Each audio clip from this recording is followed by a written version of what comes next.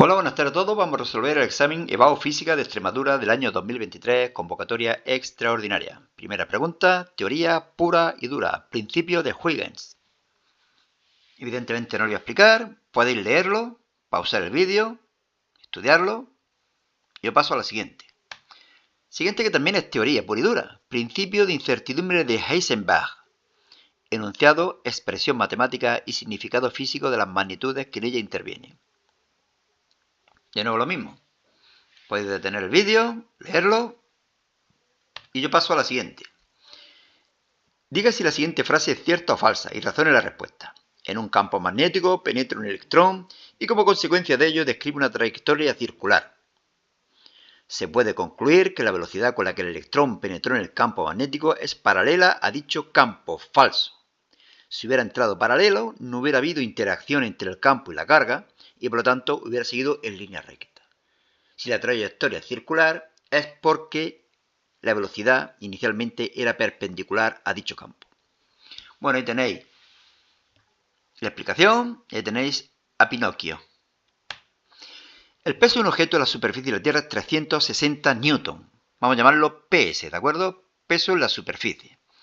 Cuando el objeto se encuentra a una altura de 500 kilómetros, que evidentemente habrá que sumarle el radio de la Tierra, determinar la intensidad del campo gravitatorio, chupao.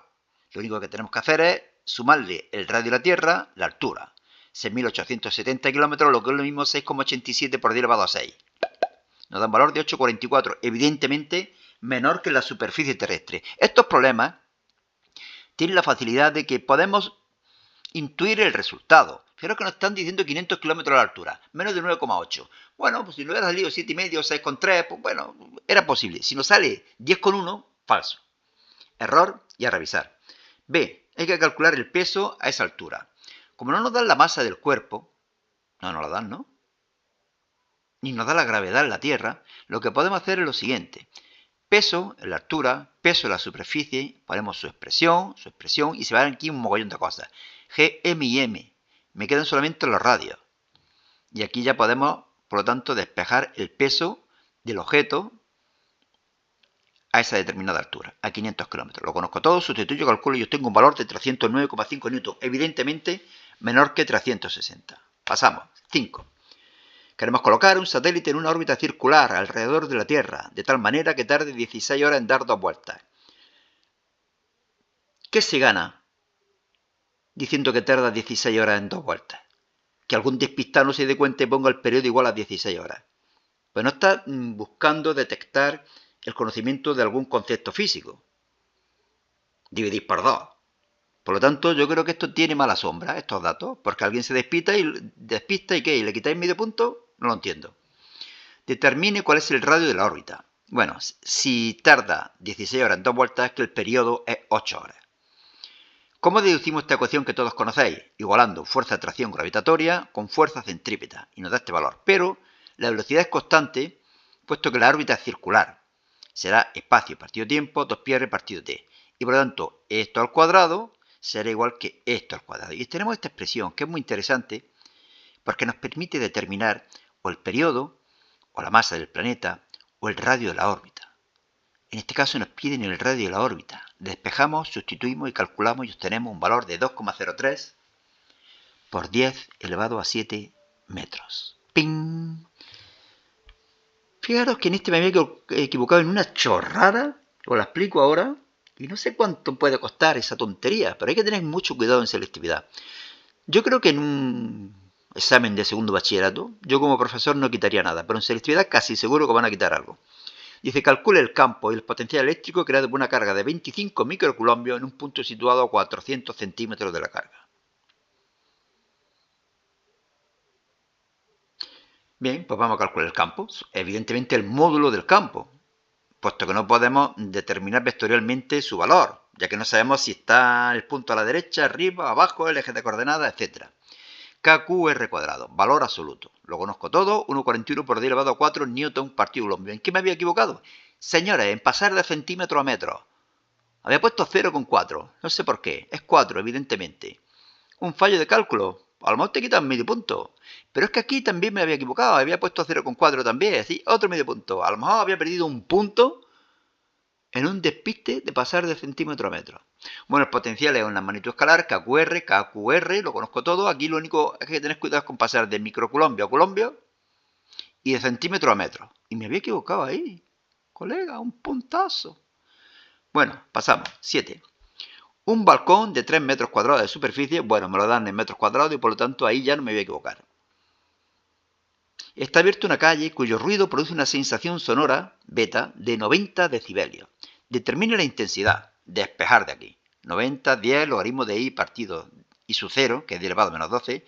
El 10 pasa dividiendo, tomamos logaritmo, despejamos i y nos da un valor de 10 elevado a menos 3 vatios por metro cuadrado. B.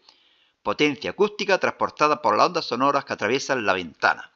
Igual a potencia partido de superficie. Aquí casi siempre en todos los problemas suele ser a una distancia, por lo tanto hay que poner la superficie de una esfera, pero aquí nos están dando la superficie del balcón, pues lo colocamos. Potencia igual a I por S, I por S, I por S.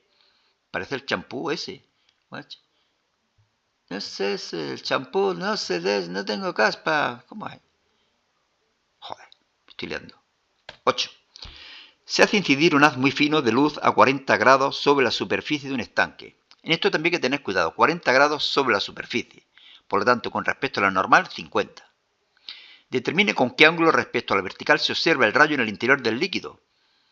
Bueno, pues aquí nada, ¿no? Es la ley de Snell y se ha acabado. Es no equivocarse en despejar o en calcular, en tener la calculadora en grados, no en radianes, y listo. Y me da 35,17. Aquí también podemos saber que como pasamos de un medio menos a un medio con mayor índice de refracción, el rayo se va a pegar a la normal. Es decir, que este ángulo tiene el menor que 50. ¿De acuerdo? Pues listo. Y no me digáis que el estanque no es chulo, ¿eh? 9. Un objeto de 12 centímetros de altura, es decir, y igual a 12. Está delante de una lente divergente de 8 centímetros, es decir, f' igual a menos 8 centímetros. Negativo por ser una lente divergente. Formando una imagen a 6 centímetros delante de dicha lente. Siempre delante en las lentes divergentes. Y por lo tanto S' igual a menos 6. Determinar la posición del objeto, es decir, S. Después de aquí S, lo calculo y tengo un valor de menos 24 centímetros. El objeto siempre está a la izquierda de la lente, por lo tanto siempre negativo.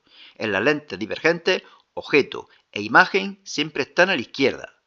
La imagen siempre es derecha y la imagen siempre es menor, como vemos aquí. El tamaño de la imagen, I', S', estas dos ecuaciones son súper fundamentales en las lentes delgadas. Despejamos I' y me da 3 centímetros. Como veis, positivo. ¿Por qué? Porque la imagen es derecha. Entonces, como la imagen es menor, es derecha y es virtual, siempre virtual en las lentes divergentes. Y 10.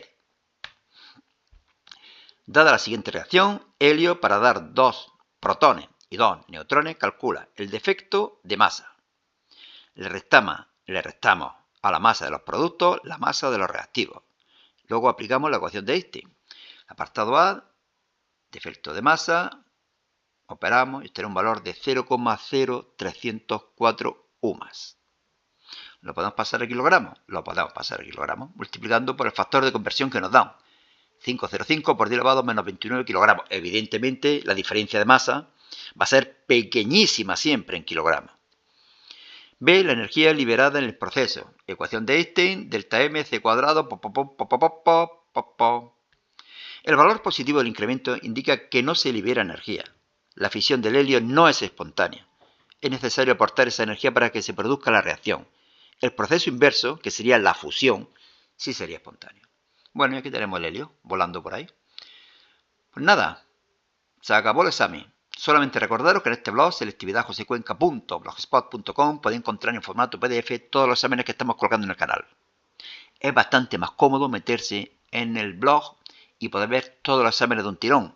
Y si estáis buscando, por ejemplo, preguntas de electromagnetismo, pues se mueve muy rápido de una pregunta a otra. ¿De acuerdo? Se mueve así. Ping, ping, ping, ping, ping, ping, ping, ping, ping, ping. Como veis, facilísimo.